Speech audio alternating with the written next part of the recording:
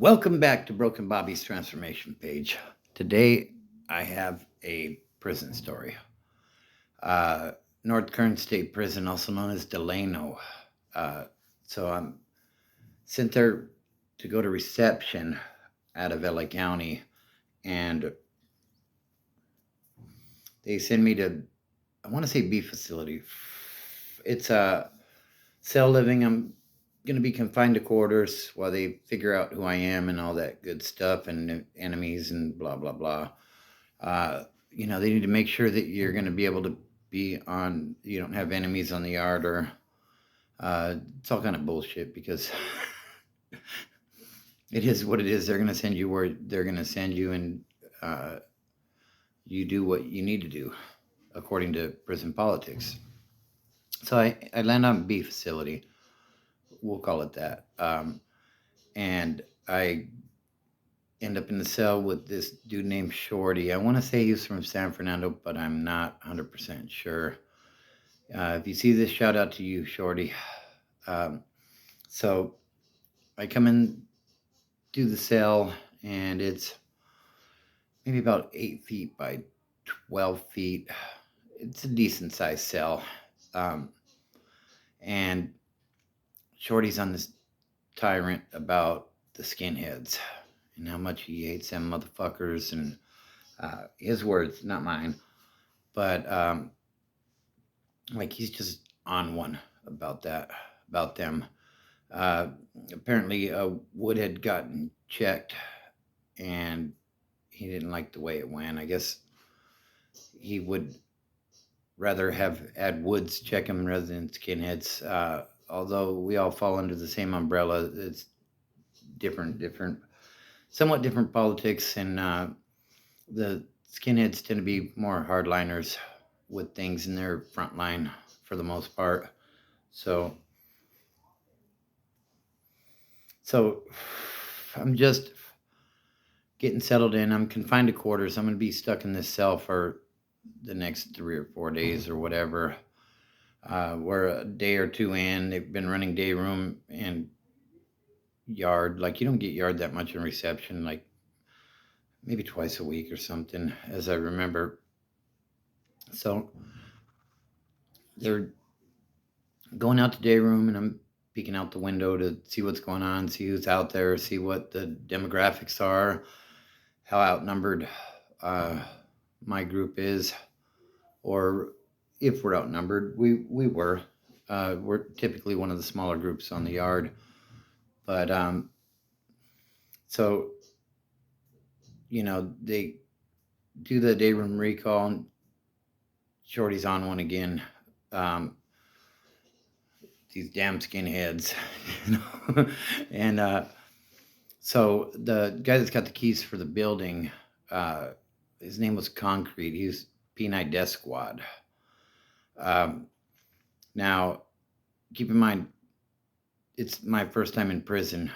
Like, I don't even know what P9 is at this point, but there's this mountain of a man standing at the door talking to Shorty, and he was, he looked like he'd done a bunch of time and just really didn't give a fuck and would probably kill you. And based on the fact that he was Death Squad, I'm pretty sure you don't obtain that title by making the best spread or leading the prayer circle, if you know what I mean. So, Shorty's going off, and he's barking through the window at this dude. Skinheads don't run my fucking program. I'm a Wood, and Wood's gonna have the keys, and blah blah blah. And like I said, I'm brand new up here, so I got nothing to say about it. My opinion don't matter. So now I got this stress that this straight killer is going to be coming for me in my cellie when I get released. And, I'm telling Shorty, I'm like, hey, so how many Woods are in this building? And he's like, there's 8 of us. And I'm like, okay, well, that ain't much. I said, how many skinheads are in this building? And he said, about 20. I'm thinking, great. When they release us, we're both going to die. But, so I've got these stresses going on and everything else in life. The fact that I'm away from my family and what they're going through, what my wife and kids are trying to do to survive, basically, because I'm a dumbass that got locked up. And, that's where my addiction took me. And, it's not you think it's a party until the party's over. And you come walking in to come to your initial building and you see the gunner sitting about 20 feet up on the little catwalk, and he's watching your guys' every move, ready to shoot you if you do something wrong. Like it gets real serious. And, it shit gets real when the cell door closes. And now, you don't get to pick who your cellie is for the most part. And, if your cellie's stirring the pot, it's something you may have to deal with, because typically you're going to be closest to your cellie because that's the person you spend the majority of your time with. And if your cellie's a psycho killer, which I don't think Shorty was, then that's something you may have to deal with too. And you could be in a situation where you're fighting for your life. So,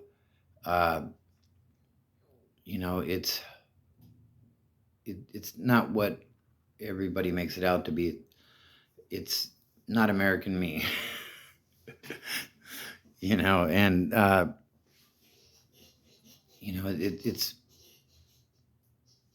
not good in there. So I'm waiting to be released to the yard for my first time, and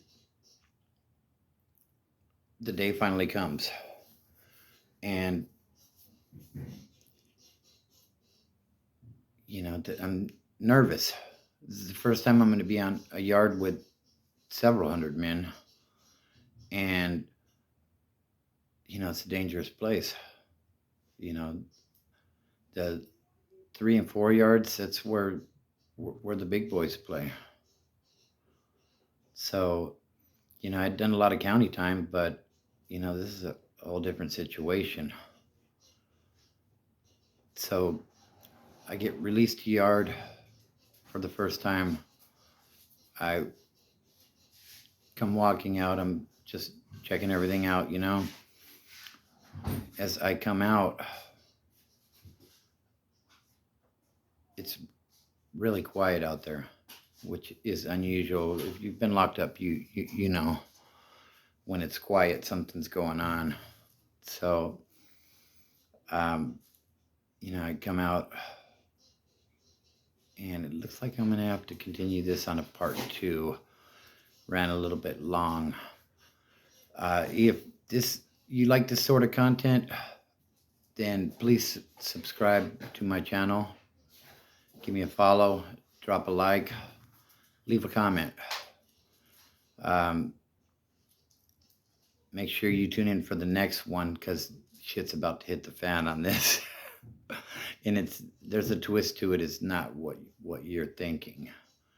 So I guess I'll leave it at that, and just make sure you come back for part 2.